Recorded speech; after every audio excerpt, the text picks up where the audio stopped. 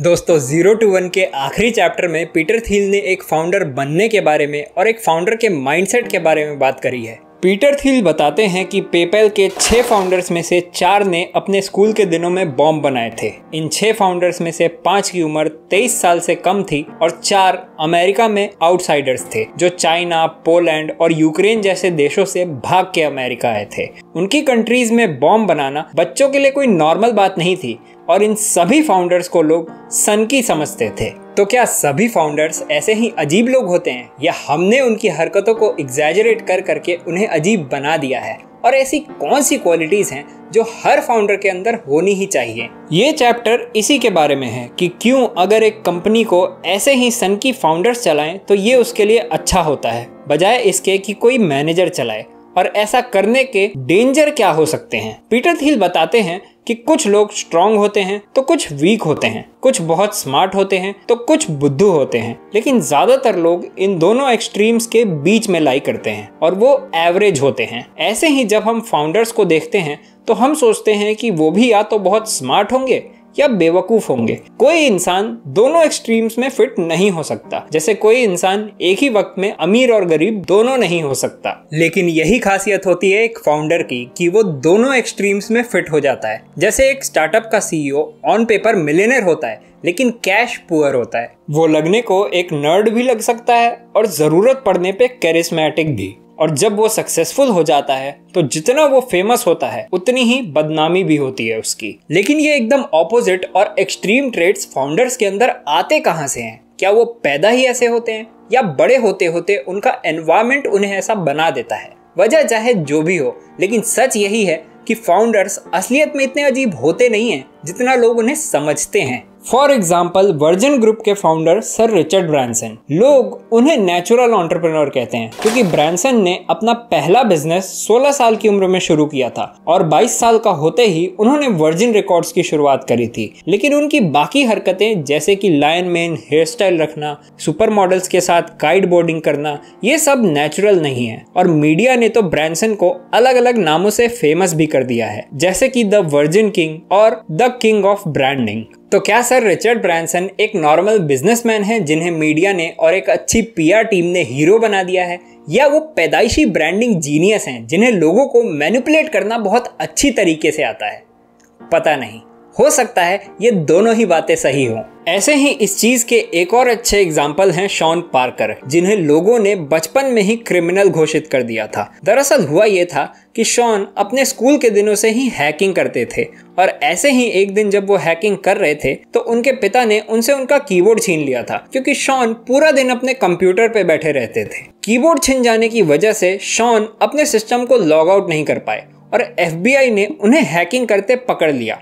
Shawn को jail होने वाली थी, लेकिन वो बच गए क्योंकि वो अभी छोटे थे। फिर इसी के 3 सालों बाद शॉन ने नैपस्टर की शुरुआत करी और पहले ही साल में इनको 10 मिलियन यूजर्स मिल गए। नैपस्टर अपने वक्त की सबसे तेज ग्रोथ करने वाली कंपनी बनी। लेकिन रिकॉर्ड कंपनीज ने नैपस्टर पे केस कर दिया और नैपस्टर 20 महीनों के अंदर ही बंद हो गया। फिर शॉन पार्कर की मुलाकात हुई मार्क ज़करबर्ग से जब फेसबुक अपने शुरुआती दिनों में था, और शॉन ने फेसबुक को पहली फंडिंग दिलाने में मदद करी, जिसके बदले में उन्हें फेसबुक का फाउंडिंग प्रेसिडेंट बना दिया गया। और जब द सोशल नेटवर्क में जस्टिन टिम्बरलेक ने शॉन पार्कर का रोल किया, शॉन अमेरिका के सबसे कूल लोगों में गिने जाने लगे। ऐसे ही दुनिया के सबसे फेमस लोग भी फाउंडर्स ही होते हैं, क्योंकि कोई अपनी कंपनी चला रहा है तो कोई अपना personal brand. Peter Thiel celebrities को अमेरिकन रॉयल्टी कहते हैं। लोग अपने फेवरेट परफॉर्मर्स को अलग अलग टाइटल्स देते हैं,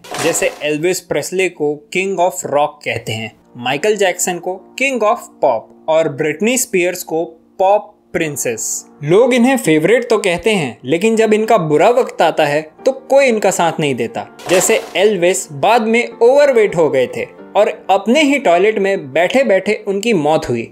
ऐसे ही माइकल जैक्सन बाद में ड्रग एडिक्ट बन गए थे और ब्रिटनी के साथ तो सबसे ज्यादा बुरा हुआ।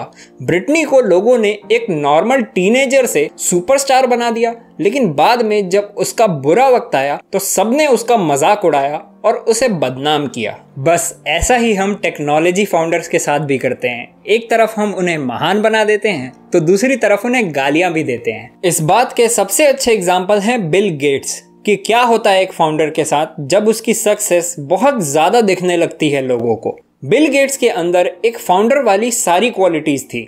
वो एक नर्डी कॉलेज ड्रॉप आउट भी थे और साथ ही साथ दुनिया के सबसे अमीर आदमी भी। अब ये तो नहीं पता कि वो जानबूझ के अपने गीकी ग्लासेस पहनते थे ताकि वो बाकी लोगों से अलग दिख सकें, या उनकी नर्डीनेस ने उन चश्मों को चुना था, लेकिन जो भी हो उनकी डोमिनेंस साफ दिखाई देती थी। 2000s में माइक्रोसॉफ्ट विंडोज ऑपरेटिंग सिस्टम का 90% मार्केट शेयर कैप्चर करके बैठा था और पीटर जेनिंग्स ने पूछा था कि आज दुनिया में कौन ज्यादा इंपॉर्टेंट है, बिल क्लिंटन या बिल गेट्स। इस डोमिनेंस को देखते हुए यूएस डिपार्टमेंट ऑफ जस्टिस ने माइक्रोसॉफ्ट को एंटी कॉम्पिटिटिव कंडक्ट के लिए सू किया था और इन्वेस्टिगेशन चालू कर दी थी। फिर जून 2000 में कोर्ट से ऑर्डर आया था कि माइक्रोसॉफ्ट को तोड़ दिया जाएगा और बिल गेट्स को सीईओ की डेजिग्नेशन छोड़नी पड़ी थी क्योंकि उनका सारा टाइम लीगल धमकियों को जवाब देने में निकल रहा था, नई टेक्नोलॉजी बनाने में नहीं। बाद में 2001 में माइक्रोसॉफ्ट ने सरकार के साथ सेटलमेंट कर लिया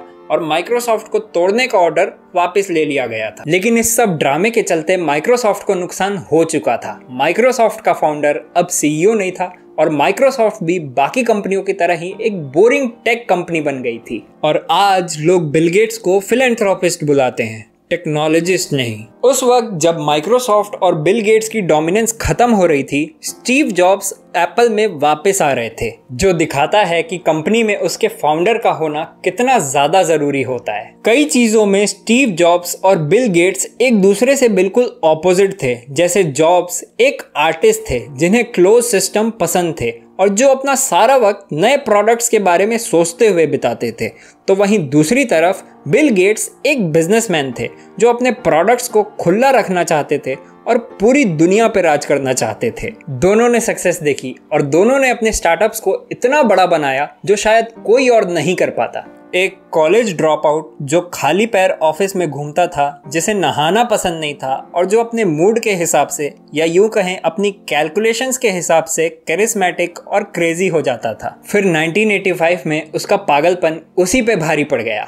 एप्पल के बोर्ड ने स्टीव जॉब्स को अपनी खुद की कंपनी से ही बाहर निकाल दिया। फिर 12 साल बाद जॉब्स को वापस एप्पल में बुलाया गया, जो दिखाता है कि एक बिजनेस का सबसे जरूरी काम यानी वैल्यू क्रिएट करने का कोई फॉर्मूला नहीं होता जो कोई प्रोफेशनल अप्लाई कर दे और कंपनी को सक्सेसफुल बना दे। जब 1997 में जॉब्स को वापस सीईओ बनाया गया था तो एप्पल की बहुत बुरी हालत थी क्योंकि उन सो कॉल्ड प्रोफेशनल एग्जीक्यूटिव्स ने एप्पल को ऑलमोस्ट बर्बाद कर दिया था। और माइकल डेल ने तो ये तक कह दिया था कि अगर आज मैं एप्पल का सीईओ होता तो कंपनी बंद कर देता और सारे पैसे शेयर होल्डर्स को लौटा देता। लेकिन स्टीव जॉब्स ने ऐसा नहीं किया था और 2011 में खराब तबीयत की वजह से रिजाइन करने से पहले आईपॉड, आईफोन और आईपैड लॉन्च किया। उस वक्त तक एप्पल दुनिया की सबसे वैल्यूएबल कंपनी बन चुकी थी। एप्पल की सारी वैल्यू एक अकेले इंसान के विजन पर निर्भर करती थी, जो दिखाता है कि जो भी कंपनियां नई टेक्नोलॉजीज बनाती हैं या बहुत ज्यादा सक्सेसफुल होती हैं, वो फ्यूडल मोनार्कीज होती हैं, मॉडर्न ऑर्गेनाइजेशंस जैसी नहीं होती। एक यूनिक फाउंडर कड़े फैसले ले सकता है, एम्प्लॉयज के बीच लॉयल्टी बढ़ा सकता है और आगे के कई दशकों के लिए प्लान्स भी बना सकता है। और यहाँ बिजनेस लेसन ये है कि हमें अभी और फाउंडर्स की जरूरत है, ऐसे फाउंडर्स जो अजीब और सनकी हो, क्योंकि ऐसे ही लोग कुछ नया बना पाते हैं। और फाउंडर्स के लिए लेसन ये है कि आप अपने इम्पोर्टेंस और फेम को तभी एंजॉय कर सकते हैं जब आप ये चीज़ एक्सेप्ट कर लें कि ये सब कभी भी बदनामी और क्रुएलिटी में बदल सकता है।